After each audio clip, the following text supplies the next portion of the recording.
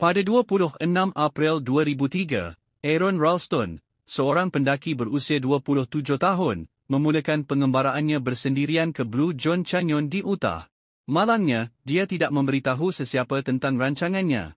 Segalanya berjalan lancar sehingga dia memasuki sebuah celah batu yang sempit. Tiba-tiba, batu besar seberat lebih 360 kg terjatuh dan menghimpit tangan kanannya ke dinding batu. Aron berusaha sehabis daya menolak, mengangkat, dan menolak batu tersebut, namun segala usahanya sia-sia. Makanan yang dibawanya hanyalah beberapa bar tenaga, dan air hanya setengah botol. Selama 5 hari, dia bertarung antara hidup dan mati. Dia mula merekodkan pesanan video buat keluarga, mengucapkan selamat tinggal dengan suara yang semakin lemah.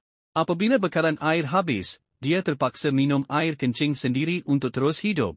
Dalam kesakitan dan keputusasaan, Aron sedar bahawa tiada siapa akan datang menyelamatkan